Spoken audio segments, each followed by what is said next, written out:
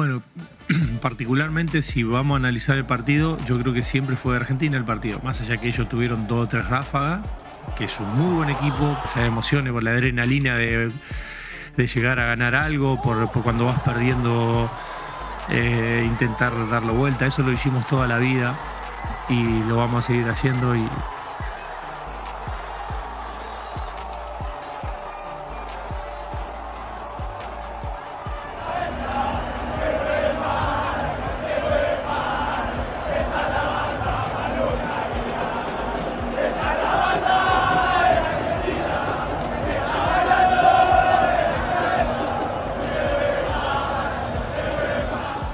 Taktik masterclass, mental juara, dan sihir ajaib Lionel Messi. Itulah 3 hal yang paling tepat untuk menggambarkan kemenangan Argentina atas Mesir. Sang juara bertahan membuktikan kalau mereka masih layak duduk di tahta tertinggi. Apresiasi hebat untuk sosok Lionel Scaloni. Perubahan taktik pelatih 48 tahun ini menjadi faktor penentu. Scaloni membuktikan kejeniusan taktiknya. Dia begitu jeli mengubah jalannya pertandingan. Seperti bermain catur, Scaloni membaca strategi Mesir dan membalasnya dengan serangan skakmat. Jangan lupakan pula peran pemain-pemain Argentina yang mungkin tak disorot. Leandro Paredes, Lautaro Martinez, hingga Gonzalo Montiel. Taktik masterclass Lionel Scaloni. Selama ini, orang-orang memandang Lionel Scaloni dengan tatapan yang salah. Scaloni dilihat sebagai pelatih yang cuma jago mengatur ruang ganti. Sedangkan dari sisi taktik, dia dianggap nggak punya filosofi yang menarik. Ya, narasi itu mungkin tepat jika perbandingannya adalah para ahli taktik macam Pep Guardiola, Mikel Arteta, atau Hansi Flick. Gebrakan taktik Scaloni mungkin tak semewah nama-nama tersebut. Wajar karena pengalaman melatihnya cuma berputar di timnas Argentina. Pengalaman manajerial Scaloni belum menyentuh level klub. Sebenarnya Scaloni pernah merasakan itu di Sevilla. Namun saat itu statusnya masih sebagai asisten pelatih Jorge Sampaoli. Dia bekerja di posisi tersebut selama kurang lebih 1 musim. Dulu Scaloni sebenarnya juga cuma pilihan alternatif PSSI-nya Argentina, yakni AFA. Saat itu, AFA gagal membujuk Mauricio Pochettino setelah memecat Sampaoli pada 2018. Saat itu, Pochettino nggak tertarik untuk pulang kampung. Padahal namanya sudah didukung penuh oleh petinggi AFA dan ex-pemain.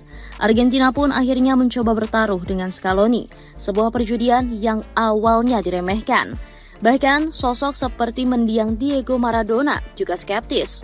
Legenda sekaligus dewa sepak bola Argentina ini kurang yakin dengan Scaloni. Scaloni adalah anak yang baik, tapi bagaimana bisa dia dipercaya untuk melatih timnas Argentina?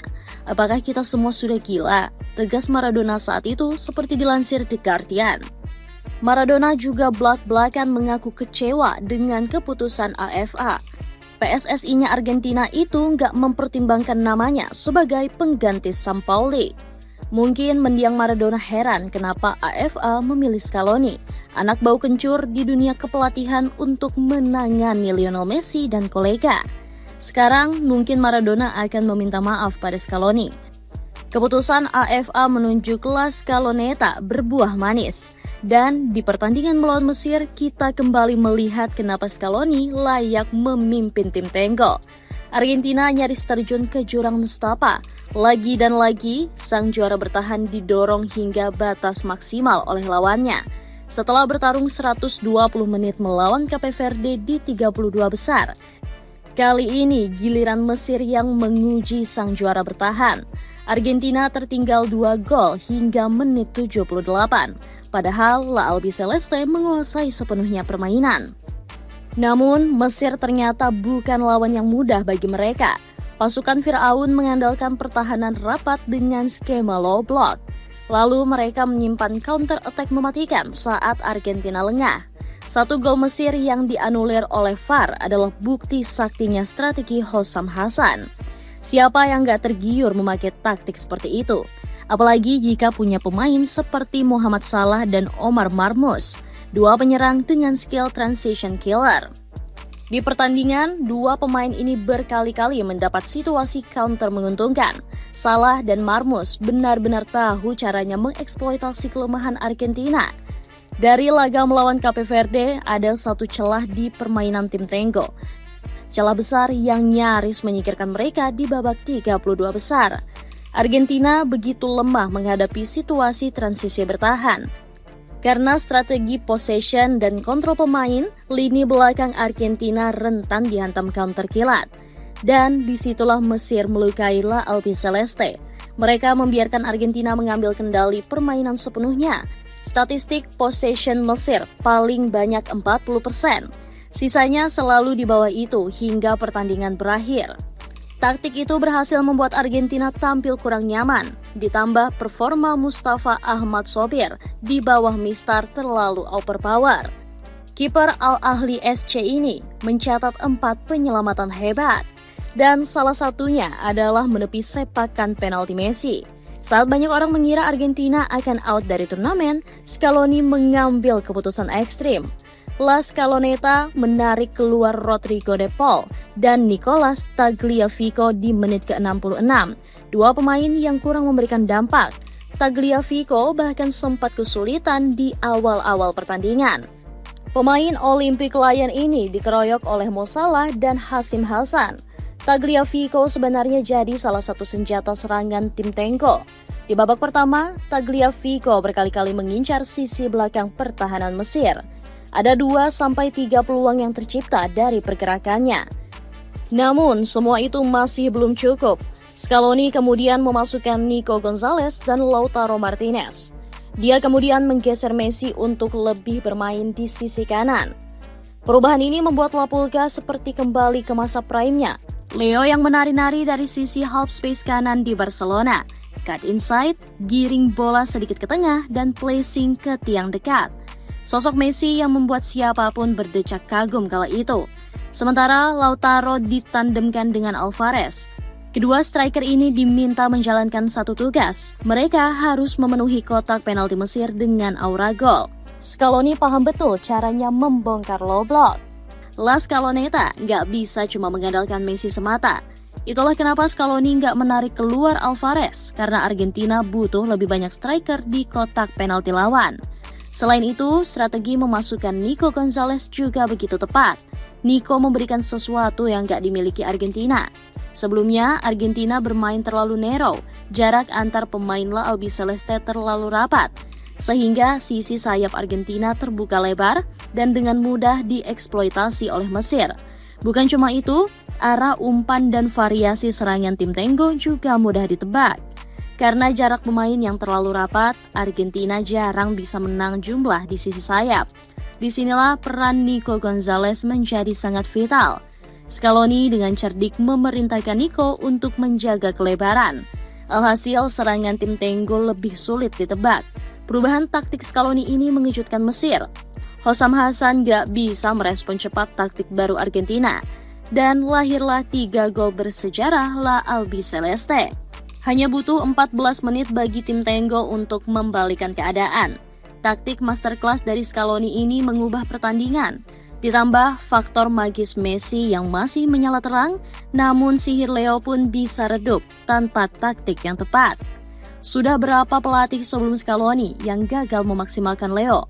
Oleh karena itu, kejeniusan taktik Scaloni tak boleh diremehkan. Mulai sekarang, pelatih kelahiran Pujato ini harus lebih diapresiasi. Kemampuan Scaloni untuk membaca pertandingan begitu vital. Dan sekali lagi kita melihat itu saat Argentina berada di ujung tanduk. Wajar kalau Scaloni nggak kehabisan kata-kata saat diwawancarai media. Maaf, saya tidak bisa menatap matamu sekarang. Saya terlalu emosional. Betapa luar biasanya para pemain yang saya miliki. Saudara-saudara saya harus pergi. Saya tidak bisa melanjutkan wawancara. Ucap Scaloni sambil menahan air matanya. Scaloni baru sedikit lebih tenang di sesi konferensi pers. Dia menyebut pertandingan kontra Mesir bukan cuma taktik dan strategi. Ada faktor lain yang jauh lebih penting dari dua hal itu. Sepak bola itu seperti ini, bukan sekedar taktik dan strategi. Hal-hal itu memang penting, tak diragukan lagi. Tapi kalau kami tidak memiliki semangat seperti yang kami miliki, kami pasti sudah tersingkir, kata Scaloni. Dapatkan kaos olahraga bisa dipakai badminton, running, sampai futsal cuma 30 ribuan. Cek linknya di bawah ini. Peran vital para prajurit Messi yang luput disorot. Taktik masterclass tak akan berjalan sempurna tanpa pemain hebat. Itulah mengapa Argentina bisa menang kontra Mesir. Selain Lionel Messi, ada deretan pemain tim Tango yang tampil sempurna di match tersebut. Kami akan menyebut mereka sebagai prajurit Messi. Jelas nama pertama adalah Leandro Paredes. Dia melakukan satu tackle yang menyelamatkan harapan 46 juta penduduk Argentina. Saat skor 2-2, di tengah usaha keras Argentina menyempurnakan remontada, Mesir tiba-tiba mencuri bola. Dua pemain pasukan Fir'aun menyerbu pertahanan kosong Argentina. Cuma ada sosok Paredes sebagai pemain terakhir sebelum Emiliano Martinez. Dalam situasi seperti ini kemudian berbalik kembali ke Argentina. Kita semua tahu bagaimana akhir ceritanya. Di menit ke-92, Enzo Fernandez mencetak gol kemenangan. Namun gol tersebut nggak akan tercipta tanpa tackle krusial Paredes. Rakyat Argentina harus membangun patung untuk Paredes. Jika tim Tango kembali juara, momen itu akan dikenang sebagai salah satu yang paling menentukan. Aksi gila Paredes ini bahkan mendapat apresiasi tinggi dari keponakan Messi. Sosok yang bernama Thomas Messi itu bilang begini, "Paredes, saya lebih mencintaimu dari paman saya sendiri," kata keponakan Messi tersebut. Selain Paredes, prajurit Messi yang menjadi pembeda adalah Lautaro Martinez. Orang-orang mungkin mengingat momen asis Lautaro ke Enzo, namun ada satu momen yang membuatnya diapresiasi lebih. Di detik-detik akhir pertandingan, Lautaro membuat Argentina terus bernafas. Dia membawa bola ke pinggir lapangan, tujuannya untuk wasting time sekaligus menghentikan momentum Mesir. Jangan sampai pasukan Fir'aun menguasai bola lalu melepas serangan pamungkas.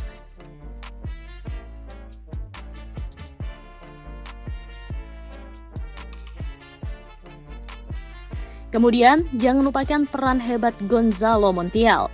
Dia baru masuk di menit ke-73, tapi langsung menciptakan momen hebat.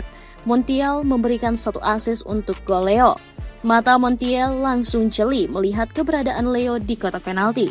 Padahal saat itu situasi sedang kemelut dan dipenuhi para pemain Mesir. Namun hanya butuh satu sentuhan untuk Montiel. Satu sentuhan yang diselesaikan sihir ajaib Lopulka. Tanpa assist Montiel, mungkin saja comeback Argentina tak pernah terwujud. Dapatkan celana manset bahan elastis anti robek, cepat kering, dan tersedia sampai ukuran 4XL. Cek link di bawah ini.